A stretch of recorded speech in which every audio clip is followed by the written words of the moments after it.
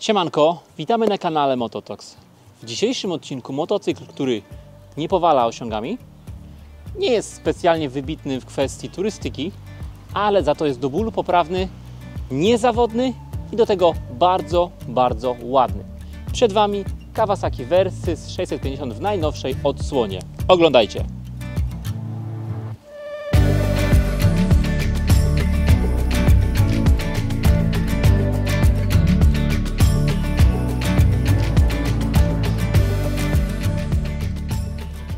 Witamy na kanale Mototox. Jeżeli jesteście z nami pierwszy raz, zachęcamy do subskrypcji. Jeżeli szukacie swojego wymarzonego motocykla, zachęcamy do zostawienia swoich danych w formularze w opisie filmu.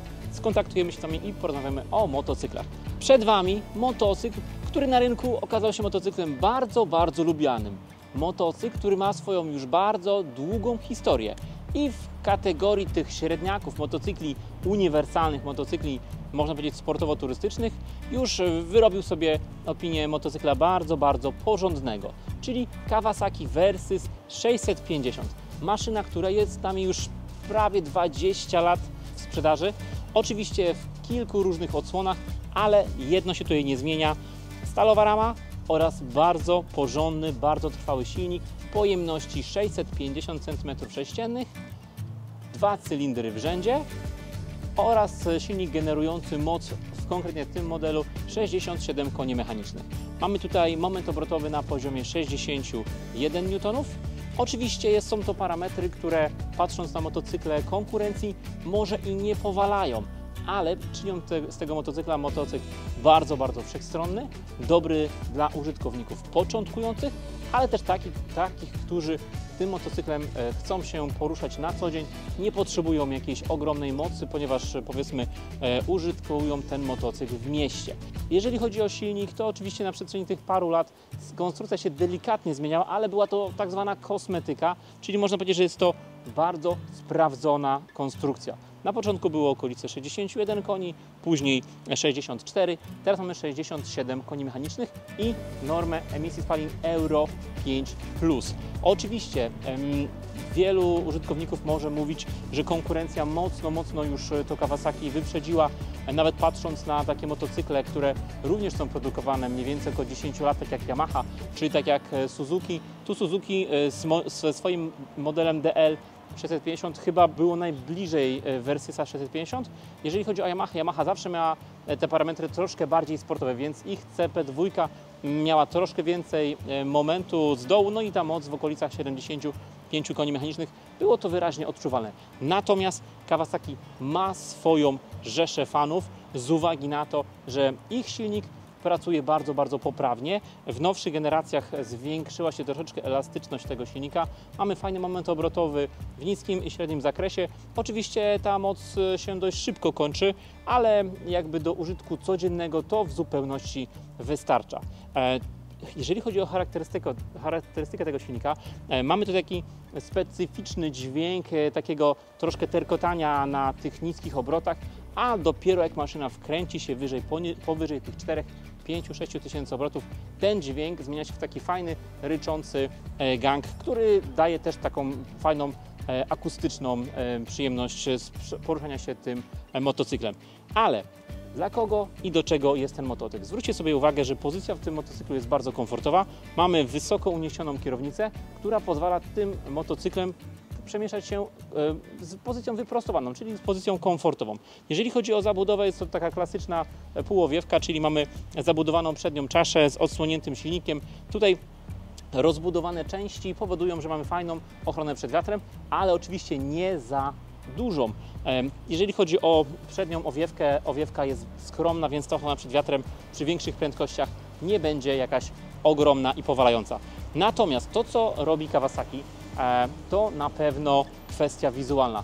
Ten motocykl sprzedaje się bardzo dobrze, ponieważ jest po prostu bardzo ładny. Kawasaki odrobiło lekcję patrząc na poprzednie modele Versysów, gdzie te lampy były dość kontrowersyjne, dość można powiedzieć brzydkie, i ten motocykl bliźniaczo przypomina Versysa 1000, aktualnego Versysa 1100, czyli ta przednia część owiewki zrobiła się świetna. Podwójna lampa, która została zmieniona z lampy pojedynczej, czyli ten styl takich kocich oczu, oraz doszły nam te dolne spoilerki, które dodają jeszcze sportowego takiego zacięcia w tej maszynie. No i naprawdę to powoduje, że ta maszyna po prostu wizualnie bardzo się podoba.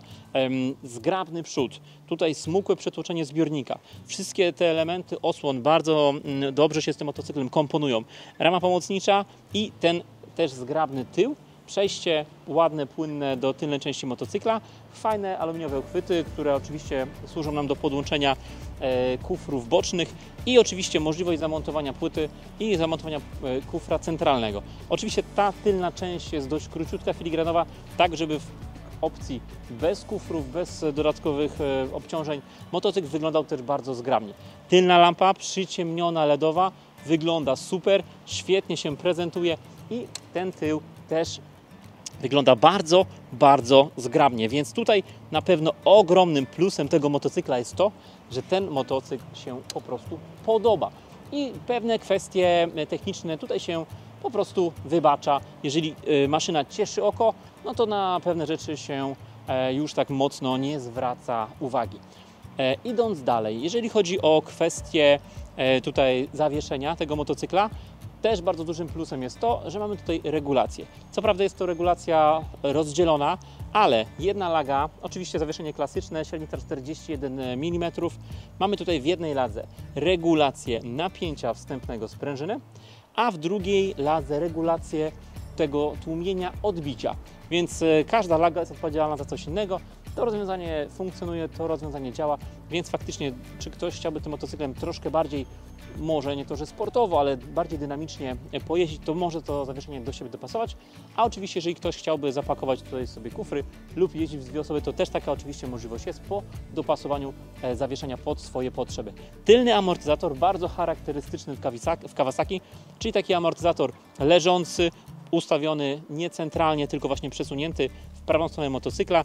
Tutaj zamocowany do wahacza daje nam możliwość regulacji napięcia wstępnego sprężyny. Kręcąc sobie tym tłoczyskiem możemy zobaczyć, że tutaj ta odległość nam się zwiększa, czyli tutaj pompując ciśnienie przenosimy to ciśnienie tutaj, powodując, że ta sprężyna nam się bardziej ściska lub bardziej luzuje, powodując, że motocykl będzie dostosowany do jazdy solo, czy dostosowany do jazdy z obciążeniem, z kuframi, czy z pasażerem. Oczywiście w pewnym dopuszczonym zakresie obrotów, ponieważ to też jest maszyna, która raczej nie jest dedykowana do jazdy z bardzo, bardzo dużym obciążeniem.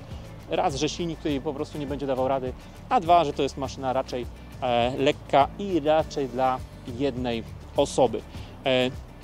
Co do elektroniki tego motocykla, oczywiście mamy tutaj niezbędne minimum, czyli mamy tutaj oczywiście obowiązkowy ABS i kontrolę trakcji. Kontrola trakcji, która w tym motocyklu jest regulowana. Możemy zmieniać sobie poziomy tej kontroli trakcji. Tu mamy informację o tym poziomie i zmieniamy sobie na poziom 1, poziom 2 lub możemy kontrolę trakcji całkowicie wyłączyć, jeżeli taka potrzeba jest. Tak jak widać, wyświetlacz elektroniczny, cyfrowy, bardzo, bardzo podstawowy. Również oczywiście przebieg całkowity, temperatura cieczy chłodzącej. Brakuje temperatury powietrza, co dla wielu jest czynnikiem takim powiedzmy minusem tego motocykla, co faktycznie mogłoby się przy turystyce zdecydowanie przydać. Ale na przykład Kawasaki dało nam możliwość zmiany tego wyświetlacza na podświetlenie czarne lub podświetlenie białe, więc jadąc w nocy czarne nie oślepia, a jadąc w dzień w słoneczną taką aurę, to białe podświetlenie jest bardziej czytelne. Tu oczywiście dwa guziczki funkcyjne, które służą tak samo jak ten przełącznik góra-dół. Podwójne wciśnięcie, czyli przyciśnięcie dwóch przycisków pozwala wejść nam w menu. No to jest to dość skomplikowany układ, nie jest to bardzo proste i bardzo czytelne. I tu mamy wszystkie parametry. No i oczywiście jest ta możliwość komunikacji z telefonem komórkowym, czyli komunikacja z tą aplikacją Kawasaki. Nie ma tam zbyt dużo funkcji, na pewno nie wyświetlamy sobie tutaj nawigacji, ani żadnych takich dodatkowych CarPlayowych funkcji, ale komunikacja jest. Więc mamy tutaj podstawową elektronikę. Fakt, ale oczywiście jeżeli ktoś chce zamontować sobie nawigację, to tu jest do tego fajny przystosowany pałąk, który nam na to pozwala. Jeżeli chodzi o szybę, szyba jest bardzo skromna, Właściwie można powiedzieć bardziej, że jest to owiewka niż jakaś duża szyba. Każdy turysta, aby schować się przed wiatrem, będzie musiał tę szybę wymienić na jakąś szybę akcesoryjną większą. Natomiast malutki dzióbek tutaj w dolnej części owiewki pozwala nam tę szybę regulować, więc naciśnięcie tego elementu pozwala na regulację. Oczywiście nie pozwala nam to regulować tej szyby w czasie jazdy, no musimy się zatrzymać, trzeba użyć obu rąk, aby tę owiewkę sobie przesunąć. Słuchajcie, co do parametrów, co do wagi tego motocykla, mamy tutaj 219 kg z pełnym zbiornikiem paliwa, więc tak naprawdę waga nie jest najniższa jak na motocykl tej średniej klasy. Te 200, prawie 20 kg, no to całkiem sporo, bo Racer 9 wychodzi w tej wadze. Natomiast mamy tutaj spory zbiornik, bo jest 21 litrów paliwa. Dlatego przy spalaniu Kawasaki na poziomie 5 litrów, bo ten silnik z tą mocą generuje takie spalanie przy takich naprawdę mocnych parametrach, przy mocnych jakby obrotach, wysokich prędkościach, tu będzie spalanie na poziomie 6,5 litra, podejrzewam max, więc ten zbiornik naprawdę pozwala nam uzyskiwać fajne zasięgi pod 400 km, więc dla osób, które nie lubią odwiedzać stacji benzynowych, to jest mega plus Kawasaki. Duży zasięg tego motocykla. Waga na pusto to jest 200 kg, więc już całkiem ok, ale dalej nie jest to maszyna najlżejsza. Natomiast oczywiście są też tego plusy. Jeżeli jedziemy, powiedzmy sobie, trasą szybkiego ruchu, mijamy się z ciężarówką, no to nie rzuca nami jakoś mocno, ten motocykl będzie zachowywał się stabilnie i będzie do tej drogi, powiedzmy, przyklejony. Co do parametrów wysokości kanapy, tutaj jest 845 cm, więc kanapa jest dość wysoka, jak na motocykl tej, powiedzmy, średniej półki cenowej, średniej półki pojemnościowej, ale jest bardzo komfortowa, jest mięciutka i czuć od razu, jak tylko usadzimy tyłek w tej kanapie, no to ta kanapa się poddaje od razu nam centymetr zjeżdżając, więc jest to tak, że przy moim 1,72 m można powiedzieć, że przy obu nogach na ziemi pięta jest lekko w górze, ale jest komfortowo i nie ma tutaj żadnego ucisku na wewnętrzne części ud, więc jest kanapa całkiem przyjemna. Pozycja jest bardzo wygodna, kierownica jest blisko kierowcy, jesteśmy wyprostowani. Oczywiście pozycja przy przejeździe wymusza nam złożenie się na owiewkę, ale do jazdy codziennej, do jazdy uniwersalnej jest bardzo przyjemnie, więc nawet jazda w mieście, gdzie musimy ten motocykl przerzucać pomiędzy samochodami, będzie przyjemna i nie będzie sprawiała większego problemu. Co do opon tylnych, mamy tutaj z tyłu 160, więc nie jest to jakaś bardzo szeroka opona, raczej właśnie w tej klasie, w klasie 600-700 jest to opona dość wąska, ale dzięki temu jest ta szybsza reakcja przy przerzucaniu motocykla z zakrętu w zakręt, natomiast nie jest to faktycznie jakoś bardzo duży, szeroki bieżnik jak na tę klasę. Kawasaki jako jedne z ostatnich motocykli na rynku zostało z przepustnicą mechaniczną, czyli tutaj nie mamy żadnego ride-by-wire, nie mamy żadnej elektroniki przepustnicy, czyli jest klasyczna linka. Dla wielu użytkowników to plus, dla wielu goniących technologię jest to na pewno minus. Będzie na pewno minus związany z quickshifterem. Tutaj takiego quickshiftera niestety nie zamontujemy, więc będzie to troszkę utrudnienie. Natomiast wielu użytkowników ucieka od tych rozbudowań motocykli elektronicznych, od tej elektroniki, która już te motocykle bardzo mocno przyjmuje. Nawet widzimy po Waszych komentarzach, że cenicie sobie prostotę, cenicie sobie mechaniczne rozwiązania. No i jakby wiadomo, w samochodach elektronika może być, w motocyklach chcecie od tej elektroniki uciekać i tak faktycznie w tym Kawasaki jest. Jeżeli jesteście w trasie, no to nie chcecie się tym martwić, czy jakiś system Wam jakby Was zawiedzie. W tym motocyklu na pewno nic Was nie zawiedzie, bo jest to prostota sama w sobie. No i oczywiście ten motocykl jest cenowo fajnie wpasowany, bo konkuruje czy z Racerem 7, ale jest tańszy tutaj w granicach poniżej nawet 40 000 ten motocykl można zakupić. W pięknym, czarnym malowaniu wygląda bardzo dobrze. Oczywiście taka wersja do użytku codziennego do miasta, wersja z okufrowaniem wersji Tourer jak najbardziej nadaje się do podróżowania, raczej podróżowania solo niż w dwie osoby, chociaż oczywiście kanapa jest dla pasażera bardzo komfortowa. Mimo wszystko przy 3 kufrach i dodatkowej osobie z tyłu. Tutaj te 67 koni może mieć lekką zadyszkę przy jakimś szybszym, bardziej dynamicznym jeżdżeniu. Do przemieszczania się jak najbardziej maszyna poprawna. Słuchajcie, to tyle co do tego motocykla.